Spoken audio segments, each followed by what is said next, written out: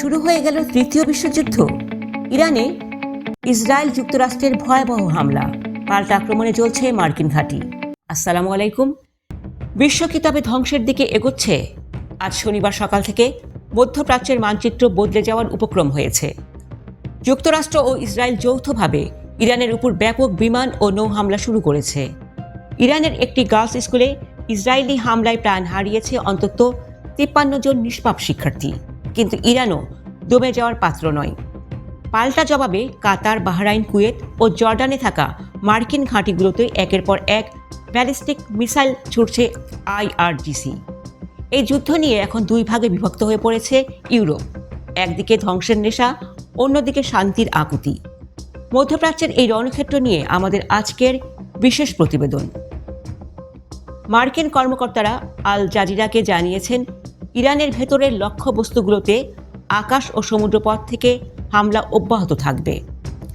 Israeli সেনাবাহিনীর সাথে সমন্বয় করে এই অপারেশন চালানো হচ্ছে। এর জবাবে ইরানের রেভলিউশনারি গার্ডস বা IRGC স্পষ্ট জানিয়ে দিয়েছে, ইসরায়েল এবং উপসাগরীয় অঞ্চলে মার্কিন স্বার্থ সংশ্লিষ্ট সব স্থাপনা এখন তাদের টার্গেট। আরব আমিরাতে রকেটের আঘাতে ইতিমধ্যেই একজনের মৃত্যুর খবর পাওয়া গেছে। ইরান দাবি করেছে, যতক্ষণ হামলা চলবে ততক্ষণ মার্কিন ঘাঁটিগুলোতে তাদের ক্ষেপণাস্ত্রের গর্জন থামবে না। এই যুদ্ধের আগুনে ঘি ঢেলেছে পশ্চিমা দেশগুলোর মধ্যকার অনৈক্য। ইউরোপের অধিকাংশ দেশ ইসরায়েলের পক্ষে থাকলেও ফ্রান্স, নরওয়ে, স্পেন ও বেলজিয়াম এই হামলার তীব্র বিরোধিতা করেছে। স্পেনের প্রধানমন্ত্রী পেদ্রো সানচেজ একে একতরফা সামরিক পদক্ষেপ বলে প্রত্যাখ্যান করেছেন।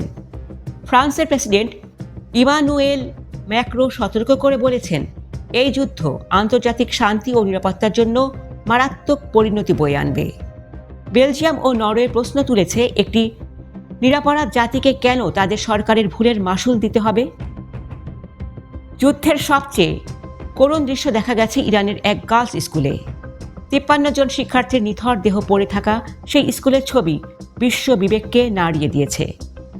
সামরিক লক্ষ্যবস্তুর নামে সাধারণ শিক্ষা প্রতিষ্ঠানে হামলা আন্তর্জাতিক আইনের চরম লঙ্ঘন বলে দাবি করছে মানবাধিকার সংস্থাগুলো। অন্যদিকে মধ্যপ্রাচ্যের দেশগুলো এখন আতঙ্কে রয়েছে যে এই যুদ্ধ তাদের সীমানার ভেতরে আরও ভয়াবহ রূপ নেবে কিনা। দর্শক, আমেরিকা ও ইসরায়েলের এই যৌথ হামলা কি ইরানকে দমাতে পারবে, নাকি ইরান তাদের বিশাল মিসাইল ভান্ডার দিয়ে গোটা মধ্যপ্রাচ্যকে পুড়িয়ে দেবে? আপনি কার পক্ষে? কূটনৈতিক সমাধান নাকি চূড়ান্ত যুদ্ধ? আমাদের কমেন্ট বক্সে আপনার মতামত জানান। বিশ্ব রাজনীতির এই হাড় কাঁপানো মুহূর্তের প্রতিটি আপডেট পেতে ভিডিওটি শেয়ার করুন এবং আমাদের চ্যানেলটি সাবস্ক্রাইব করে পাশে থাকুন। ধন্যবাদ।